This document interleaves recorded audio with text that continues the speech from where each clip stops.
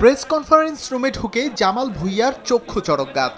লম্বা সময় ধরে জাতীয় দলের প্রতিনিধিত্ব করেছেন, কিন্তু এত গণমাধ্যম কর্মী কখনোই দেখা হয়নি তার। বদলে যাওয়া দেশের ফুটবলের এই চিত্র নিশ্চিতভাবেই প্রশান্তি দেয় অধিনায়ককে, তবে তার দায়িত্ব বাড়িয়েছে অনেক।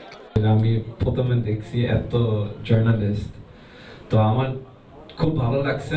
Of course we will give our best tomorrow, কিন্তু আমার মেইন ফোকাস হচ্ছে 10 তারিখ, বাট কালকে জিততে হবে।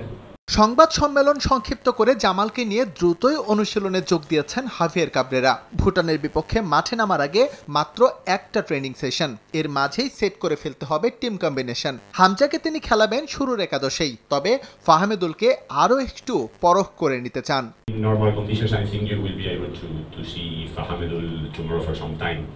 আর একটা ট্রেনিং সেশন দেখে আমি ফাহমেদুলের বিষয়ে সিদ্ধান্ত নেব, তবে ও খেলবে এটা বলতে পারি। হামজাকেও শুরুর একাদশেই রাখবো। হোক এটা প্রস্তুতি ম্যাচ, কিন্তু এটা আমাদের কাছে খুবই গুরুত্বপূর্ণ, কারণ আমাদের সেরা কম্বিনেশন বের করতে হবে। হঠাৎই বদলে যাওয়া বাংলাদেশের চিত্র অবাক করেছে ভুটানকেও। তারা জানে হামজা ফাহমেদুলকে নিয়ে কতটা শক্তিশালী লাল সবুজ। সবশেষ ম্যাচে বাংলাদেশের বিপক্ষে জয় তুলে নিলেও এবার সেই প্রত্যাশা করছেন না কোচ নিজেই। এটা বলতে দ্বিধা নেই, এই মুহূর্তে দক্ষিণ এশিয়ার সেরা দল বাংলাদেশ। এক হামজা আশায় বদলে গেছে পুরো চিত্র।